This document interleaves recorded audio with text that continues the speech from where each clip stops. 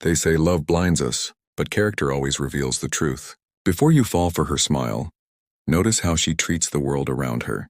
Marcus Aurelius once said, "You can judge a man's character by how he treats those who can do nothing for him." The same truth applies to everyone. When a woman is kind only to those who benefit her but rude or impatient with strangers or waiters, that's not confidence. That's insecurity wearing a mask. True strength doesn't need to prove itself. Seneca wrote, "He who injures others injures himself." Kindness is not weakness. It shows inner peace. Picture this. You're at dinner and she rolls her eyes when the server gets the order wrong.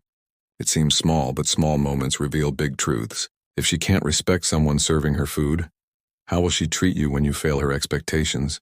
In Stoic thought, respect is not a favor and it's a discipline. It's how we respond to imperfection in others and in ourselves.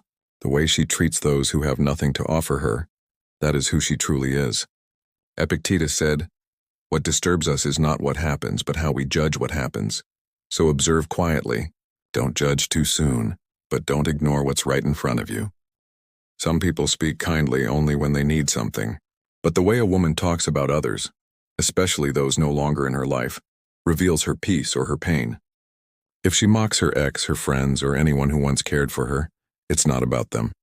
It's about what she still carries inside. Seneca wrote, "He who speaks badly of others speaks badly of himself." When a woman treats your friends or family like they're a burden, it's not because they're boring. It's because empathy requires effort and selfishness prefers comfort. True connection isn't about who entertains her. It's about who she chooses to respect. Marcus Aurelius said, "Waste no more time arguing about what a good person should be. Be one." When she honors the people who matter to you, she's showing she understands this truth. Finally, watch how she handles disagreement. If every conversation must end with her being right, she's not listening to understand. She's listening to defend her ego. Epictetus reminded us, "It's impossible to learn what you think you already know." Real love grows from humility, not victory. And sometimes silence says more than being right ever could. Some people fall fast not because they love deeply, but because they fear being alone.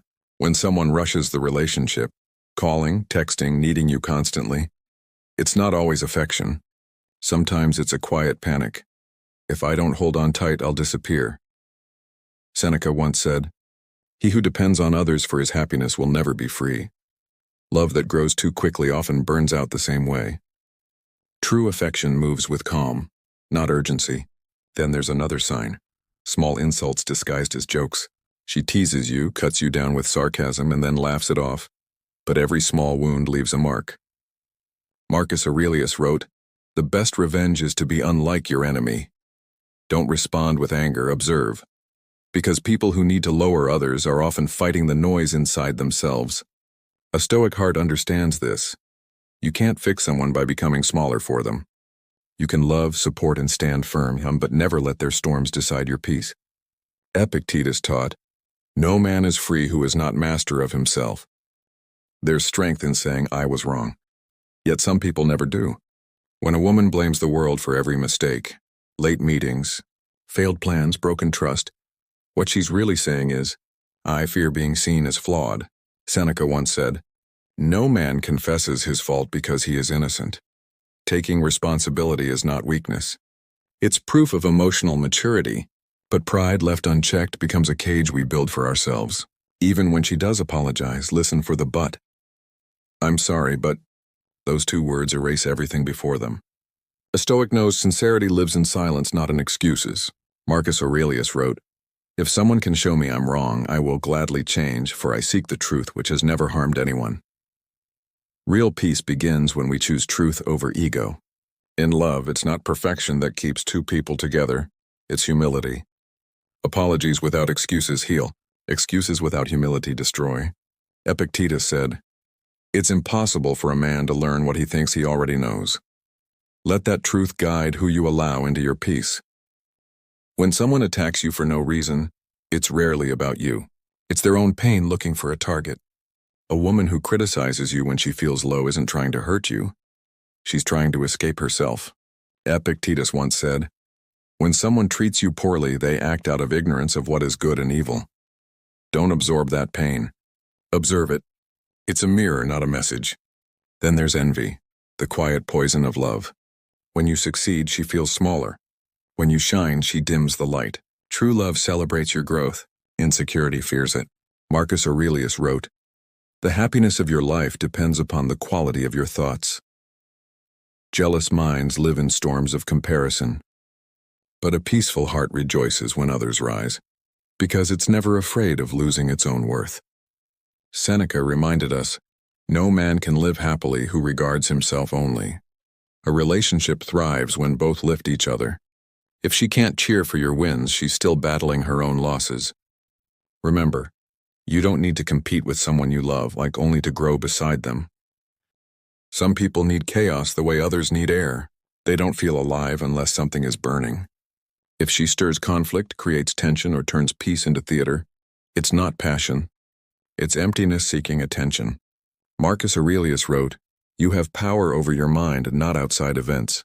Realize this and you will find strength." A calm spirit doesn't chase storms.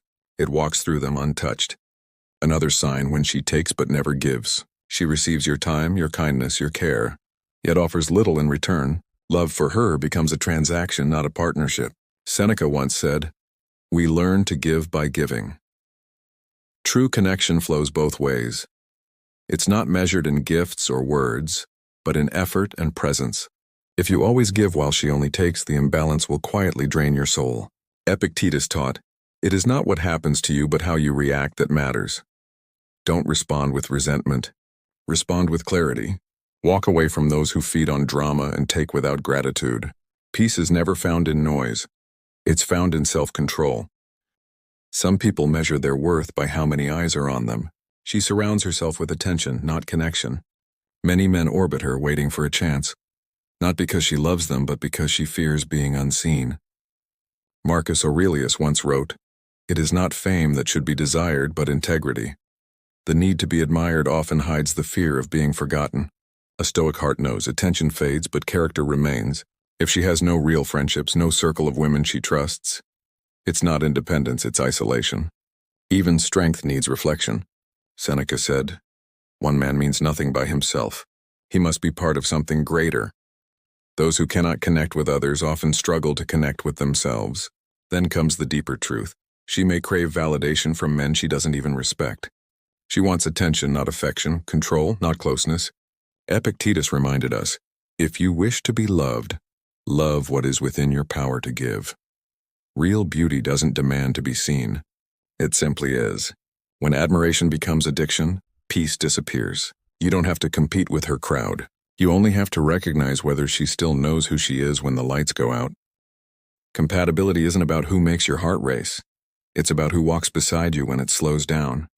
When two people's values clash, love turns into a quiet battlefield. Marcus Aurelius wrote, "Waste no more time arguing about what a good person should be. Be one." If her beliefs are rooted in superiority instead of equality, you'll never find balance, only competition. No one wins when the goal is to prove who's greater. Seneca once said, "To be at peace with the world, first be at peace with yourself." If her world is built on resentment or the need to dominate, peace cannot grow there. Love built on pride will always crumble beneath truth. And then there's the simplest lesson. If your values don't align, the future won't either. Epictetus reminded us, "When we desire things beyond our control, we lose our freedom." Don't chase a love that costs your peace. The right one won't ask you to betray your principles to keep them close. When the lesson ends, don't rush to forget it. Every heartbreak, every red flag, is a mirror showing where we still need peace. Marcus Aurelius wrote, "The impediment to action advances action. What stands in the way becomes the way." What hurts you today may be the very thing that strengthens you tomorrow. If someone once blinded you with charm and chaos, let that memory sharpen, not harden your heart. A Stoic doesn't run from pain. He learns to sit with it until it loses power. Seneca said, "No man is more unhappy than he who never faces adversity." So when you meet someone who tests your patience or peace, remember, they're also testing your discipline. In the end, peace is not found in avoiding difficult people, but in mastering your response to them. Epictetus taught, "No man is free who is not master of himself." Thank the experience. Learn. And as you walk forward, carry wisdom, not bitterness.